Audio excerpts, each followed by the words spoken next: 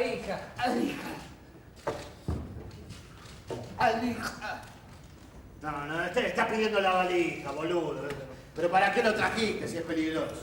Y además, si hay que morir, qué mejor que morir en una tarde de sol y con una caña de pescar en la mano.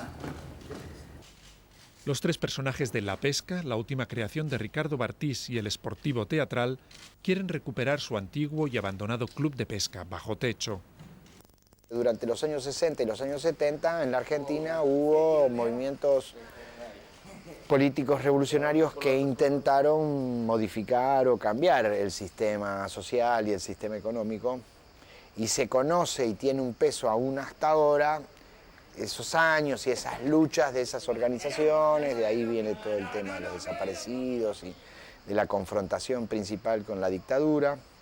Entonces parece haber una alusión disparatada y excedida a esa idea de la gesta, de que hubo en algún momento dado una gesta, y que por eso le pusieron la gesta heroica a ese club. Ese lugar quedó abandonado y ahora, en la actualidad, después de 40 años que no baja nadie, vienen tres personajes a tratar de pescar las tarariras sobrevivientes que han degenerado por la ingesta de aguas tóxicas, y deben ser unas tarariras, ellos llaman las tarariras titán, como una especie de Moby Dick del subdesarrollo, digamos, ¿no?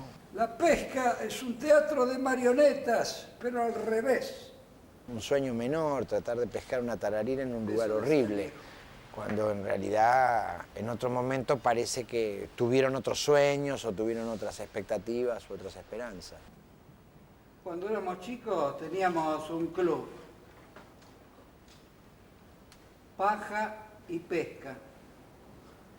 Si no había pesca... Parece que los hombres vamos cediendo los sueños que nos habitaron, y además de lo individual, la época, es una época con sueños menores.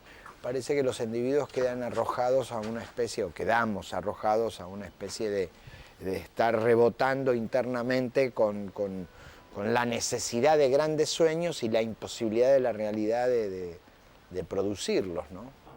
Déjame llorar un minuto a mi madre muerta, quieta, enfriándose. ¡Mentís!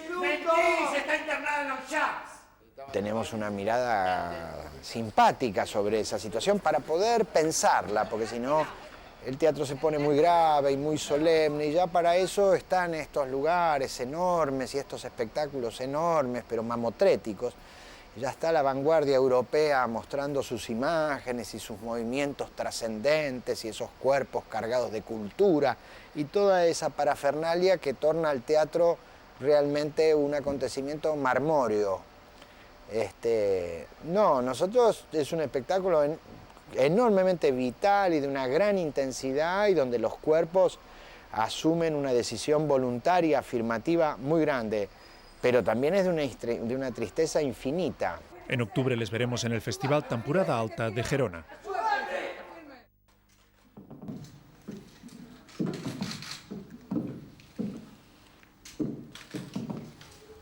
Nunca es tarde para reencontrar al padre. Osso Hueso es el último spettacolo del toscano Virgilio Sieni. Perché faccio lo spettacolo con mio padre? Beh, diciamo che sono andato via di casa molto presto e quindi avevo anche voglia di stare un po' con lui, no?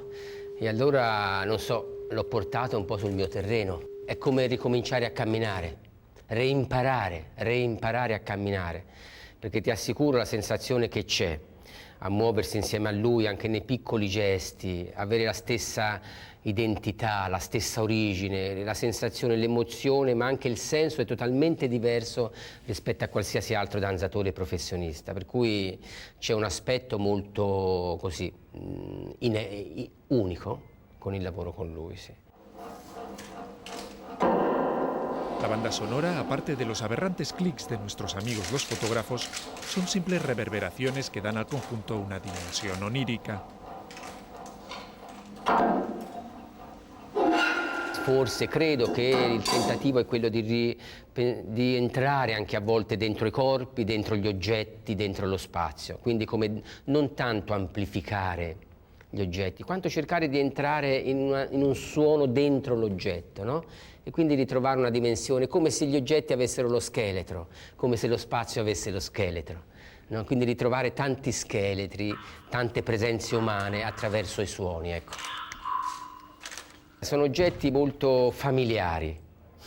Oggetti molto familiari, tipo il topo, perché mio padre, lavorando in una salumeria per una vita, aveva sempre il problema in cantina dei topi. Io mi ricordo questi topi, poveretti, attaccati alla colla. Mi ricordo sempre questi topi ovunque. Come del resto anche Shakespeare, c'è sempre un topo, no?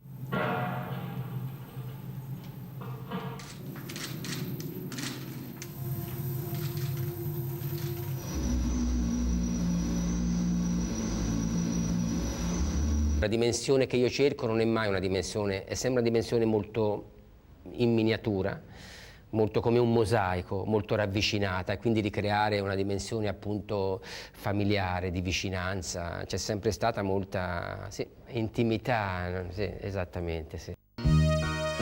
Nos vamos de Aviñón antes de que el festival acabe y constatemos que todo era mentira.